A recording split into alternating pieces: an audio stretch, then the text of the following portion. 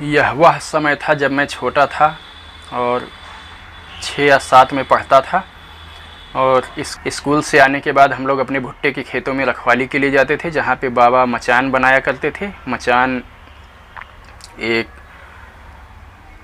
छपरैल होता है, एक छप्पर का बना होता है, जिसमें 4 कोनों पर बांस गाड़ करके बहुत ऊंचा कर देते हैं और ऊंचाई पर खाट उसमें बांधी जाती है। उसके ऊपर फिर छप्पर बांध दिया जाता है और इस तरह से बैठने की संरचना बन जाती है, जो बहुत ही आनंददायक होती है। मचान पर बैठने के बाद में चारों तरफ से ठंडी ठंडी हवा आती है और भुट्टे के फूलों की खुशबू आती है, बहुत ही अच्छा लगता है। और हम लोग वहाँ पर बैठकर चिड़ियाँ उड़ाया करते थे। हम और हमारा छोटा भाई, हम लोग उस पर बैठ करके चिड़ियाँ उड़ाया करते थे। टीने का कोई डब्बा होता था, उसको लेकर हम डंडे से बजा करके हो हा करके उसको बजाया करते थे और चिड़ियों को उड़ाया करते थे। और जब वहाँ पे बैठे हुए कभी कभी बारिश होने लगती थी तो फिर और भी अधिक आनंददायक माहौल बन जाता था। उन विशाल खेतों के बीच में मचान पर बैठे हुए बारिश की हल्की हल्की बूंदें जब हवा के साथ उड़ करके आके शरीर पर लगती थी तो बहुत रोमांच होता था और बहुत ही आनंददायक स्थिति बनती थी, जिसका वर्णन नहीं किया जा सकता।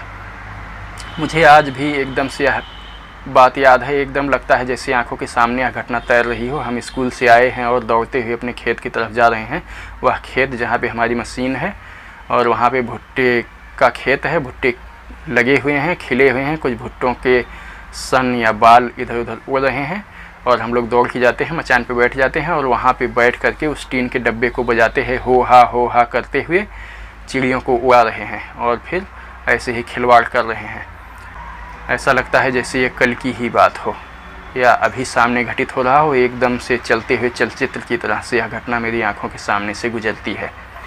और एक घटना अजीब सी याद आती है। बचपन में एक आम का पेड़ था जो बहुत ही ऊंचा था, उसको हम लोग सरहवा पेड़ कहते थे। और उस पेड़ की बहुत ऊंचाई पर मधुमक्खियों ने अपना छत्ता लगा रखा था। एक बार हम लोग 5वीं में थे और स्कूल की छुट्टी हुई, कुछ लोग आए घर पे खाना खाने के लिए दोपहर को, और फिर जब वापस लौटे तो वापस लौटते समय एक बदमाश बच्चे ने पत्थर मार कर, उसी का पत्थर उतनी ऊंचाई तक जाता भी था और किसी का नहीं जाता था, मारा, ऐसा मारा कि उस मधुमक्खी का आधा छत्ता कट के गिर गया और खुद तो भाग खड़ा हुआ। बाकी लोग उन मधुमक्खियों की चपेट में आ गए और उनको मधुमक्खियों ने खूब झकाया, खूब छेदा। जब बाद में सब स्कूल पहुंचे और इसकी शिकायत हुई और फिर पिटाई शुरू हुई कि क्यों लोगों ने ऐसी हरकत की और सबके प्राण संकट में डाले, तो जिस लड़के ने पत्थर मारा था उसने कहा, अरे नहीं, उसने झूठे लंगड़ा कर चलने का बहाना किया और कहा, मास्टर साहब, और सबको तो मधुमक्खियों ने छेदा है लेकिन मुझको तो मधुमक्खियों के सरदार ने छेदा है। और इस तरह से लंगड़ाते हुए वो बहाना करने लगा। आज भी इस घटना को सोचकर हंसी आती है। हम लोग जब स्कूल में पढ़ते थे तो एक कांटा होता था जिसको कहते थे गोखरू का कांटा। गोखरू का कांटा अगर कहीं मिलेगा तो मैं दिखाऊँगा।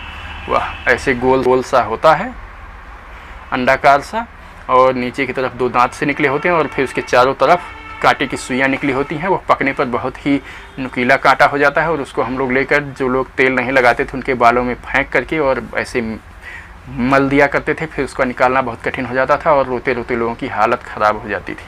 आपस में हम लोग ऐसा भी एक दूसरे के साथ किया करते थे और ऐसा मज़ा लिया करते थे।